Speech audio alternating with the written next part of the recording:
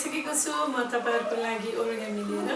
आज हामी एकदमै सजिलो ओरिगामी सानो सानो बालबालिकाले बनाउन सक्ने अनि मम्मी ड्याडीको साथ रहेर झन् सजिलोसँग छिटो बनाउन सक्ने फुल लिएर आएका छौँ। सो मैले भनिसकेँ A4 साइजको व्हाइट पेपर लिनुहोस्। व्हाइट पेपरलाई स्क्वायर कसरी बनाउने यो स्क्वायर कसरी बनाउने मैले बनाइसकेको छु। फेरि पनि तपाईले रिभिजन राइट ह्यान्ड लिएर राइट ह्यान्डको पोइन्टलाई बेन्ड गर्दै लेफ्टको माथिको पोइन्टलाई फोल्ड गर्ने अनि यो साइडलाई काट्ने। सकेसम्म तपाईले आफ्नो बाबा मम्मी दादा दिदीको हेल्प लिनुहोस्। तपाईलाई गाह्रो भयो भने यसरी स्क्वायर बनाउने। सो हाम्रो यो स्क्वायर भयो है। अब यो स्क्वायरबाट हामी आज एकदमै सजिलो फुल बनाउँदैछौँ। मैले धेरै नै स्क्वायर काटेको छु। अहिले नै मलाई यो सबै चाहिएन। तपाईले यस्तो दुईटा स्क्वायर काट्नु होला। दुईटा स्क्वायर काटिसकेपछि यसरी बिग ट्रायंगलमा मैले अस्ति पनि भने एकदम धेरै यसलाई चाहिँ यो क्रिज बस्नुपर्छ। यसरी क्रिज बसाउने सकेसम्म हैन। मैले चाहिँ औँलाले सक्छु। तपाईले कैँचीले स्केलले जले बनाए पनि हुन्छ। फेरि यसलाई खोलेर अर्को साइडबाट टप टु बटममा ल्याउनुस्। अर्को साइडबाट चाहिँ स्क्वायर बनाउनुस्। यो तपाईलाई चाहिँ ओरिगामी गर्नलाई ट्रायंगलले सपोर्ट गर्छ। यो स्क्वायरलाई ट्रायंगल यसरी बनायो। त्यसपछि सजिलैसँग यो बीचमा यो बीचलाई चाहिँ हाम्रो इन्डिकेट लाइन थान्ने। यो बीचभन्दा थोरै माथि बिस्तारै पल्टाएर थोरै स्ल्यान्ट हुने गरी यस्तो खालको ट्रायंगल बनाउने। यसरी फोल्ड गर्ने यसरी ट्रायंगल बनाउने राइट साइडमा र सेम बराबर एउटै रेसियोमा एउटै स्वरूपमा आउने गरी यसरी अगाडि लैजाने। बराबर गर्ने क्रिज बसाउने। क्रिज बसाउन अलिकति दुःख गर्नुपर्छ हैन। क्रिज बसाउने। क्रिज बसाइसकेपछि बिस्तारै अब फेरि यो सानो चुच्चोमा यसलाई फेरि पछाडि फर्काएर सानो यता फर्किँदाखेरि सानो ट्रायंगल हुने गरी फर्काउने। फेरि क्रिज बसाउने र यसलाई पनि यसरी फर्काउने। यसरी पछाडि फर्काएर दुईटै चुच्चोलाई राम्रोसँग क्रिज बसाउने अनि यसलाई अगाडि राख्ने। एकदम सजिलो ट्युलिप बन्यो। यसलाई तपाईलाई मन लागेको कलर मन लागेको रङ लगाउन सक्नुहुन्छ। जस्तै मलाई रातो मन पर्छ म रातो लगाउँछु। कलर लगाउँदाखेरि जहिले पनि याद गर्नुहोस् लेफ्ट टु राइट नातिकिन यसरी लेफ्ट टु राइट यसरी कलर लगाउनुहोस्। छुटेको ठाउँमा फेरि रिपिट गर्नुहोस्। घोट्ने होइन लेफ्ट टु राइट प्याटर्नमा लगाउने। जहिले पनि तपाईलाई कलर लगाउन आउँछ। पेसेन्स हुनुहोस्। बिस्तारै कलर लगाउँदै जानुहोस्। As dark as you want. तपाईलाई जस्तो रङ मनपर्छ त्यस्तै लगाउन सक्नुहुन्छ। रङ नपुगेको ठाउँमा फेरि लेफ्ट टु राइटबाट थप्नुहोस्। यसरी गर्दै गर्दै तपाईले चाहिँ फुललाई कलर गर्न सक्नुहुन्छ। सो जहाँ रङ पुगेको छैन फेरि पनि तपाईले त्यो ठाउँमा राम्रोसँग रङ गर्न सक्नुहुन्छ। तपाईसँग वाटर कलर भयो भने पनि झन् राम्रो हुन्छ। तपाईले यसलाई वाटर कलर गर्न सक्नुहुन्छ। यसरी रेड कलरको फ्लावर रेडी भयो। अब म यो फ्लावरको यसको स्टेम बनाउन जाँदैछु। त्यसको लागि अघि नै मैले काटेर राखिसकेको छु स्क्वायर पेपर। यो स्क्वायर पेपर अघि काटेको जस्तै गरेर काट्ने अनि बिग ट्रायंगल बनाउने अनि बिग ट्रायंगल खोलेर लेफ्ट टु राइट साइडलाई डिभाइड गर्ने अनि लेफ्टबाट यसरी हाफमा यो इन्डिकेटर लाइन छ यो हाफमा तपाईले बिस्तारै फोल्ड गरेर यहाँ डबल गर्ने र लङ ट्रायंगल जस्तो बनाउने अनि क्रिज बसाउने।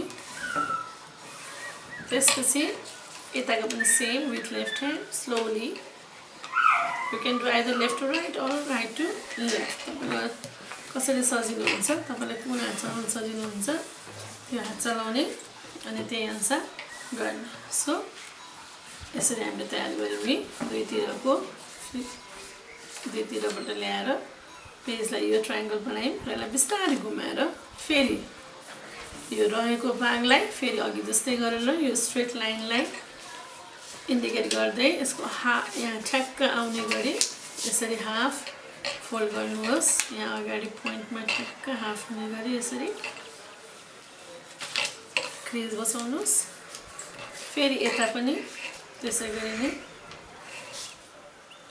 यो साइडलाई गर्नुहोस् सो यसरी तपाईको क्रिज बस्यो अनि यो क्रिज बसिसकेपछि फेरि यो छोटो भागलाई नभएर यो लामो भागलाई फेरि आधा बनाउनुहोस् अघि जस्तै ठ्याक्क यो बिचको यो इन्डिकेटर लाइन गर्नु नभए एकचोटि यसरी यो इन्डिकेट गर्ने खोल्ने अनि यसरी माथिबाट फेरि फोल्ड गरेर सानो ट्रायङ्गल हो देख्नुभयो यसरी 1 by 1 यताको यसरी ट्रायङ्गल गरेर राम्रो क्रिज बसाउने तल माथि एकचोटि फेरि देखाउँछु यो ठुलो ट्रायङ्गल माथि तल दुईटा बनाइसकेपछि फेरि यसलाई फोल्ड गरेर सानो बनाउने हो त्यसपछि यो माथिलाई अथवा तललाई जताबाट गरे पनि भयो मैले तलबाट माथि लगेर दुईजनालाई बराबरी बनाएँ दुईटै भागलाई बराबरी बनाएँ त्यसपछि यसरी फोल्ड गरेर भाग बराबरी भएपछि फेरि यसलाई भित्र फोल्ड गर्नुहोस् यो ठुलो भागलाई बाहिर सानो भागलाई भित्र र बिस्तारै यसलाई भित्रबाट बिस्तारै पप आउट गर्ने बाहिर निकाल्ने बिस्तारै र हल्का हातले मिलाएर बाहिर निकाल्ने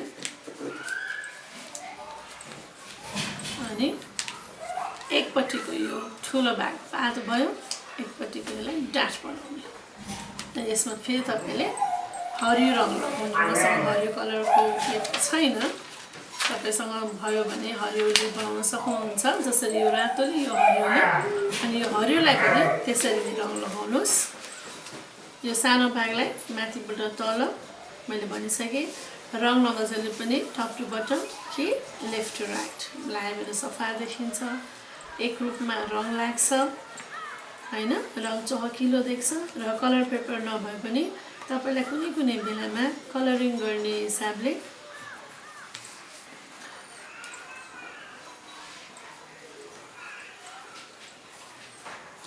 कलर पेपरलाई राम्रो बनाउन सक्नुहुन्छ यसरी लगाउनुहोस् यसरी टप टु बटम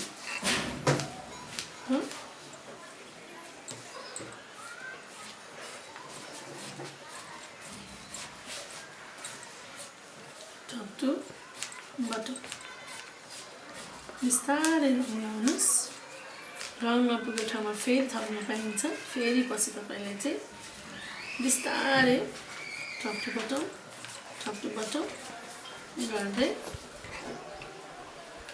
यसरी बिस्तारै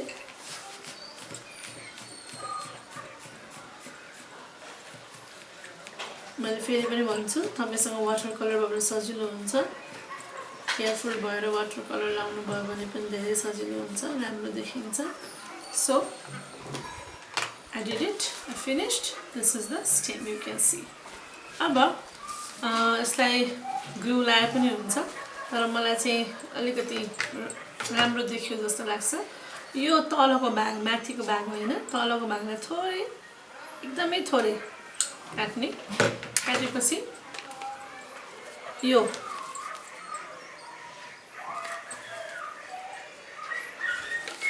अलिकति यसलाई चाहिँ खोल्नुस् खोलिसकेपछि यसलाई यहाँ छिराउने यसरी छिराइसकेपछि तपाईको फुल यस्तो हुन्छ देख्नुभयो सो यसरी तपाईले चाहिँ यो फुल ग्लु स्टिक लगाएर टाँसो भयो नि हुन्छ यसरी तपाईले दुईटै रङ लगाएर ओरिगामी पेपरको ट्युलिप फ्लावर बनाउन सक्नुहुन्छ एकदम इजी अनि यसलाई मिलाएर ठाडो पारेर राखेर आफ्नो टेबल सजाउन सक्नुहुन्छ।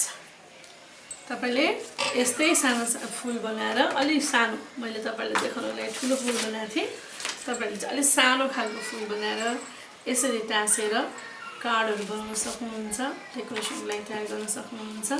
सो आजको लागि एकदमै सजिलो tulip flower red and green colour use गरेर बनाएको ट्युलिप फ्लावर तपाईको लागि होप यु एन्जॉयड। तपाईले पनि बनाउनुहुन्छ तपाईले बनाएको फोटो मलाई कमेन्ट बक्समा हालेर पठाउनुहुन्छ अनि फेरि म अर्को ओरिगामी तपाईहरुलाई आउँछु। आजको लागि thank you. Like my channel, subscribe it and share with all your friends. Thank you.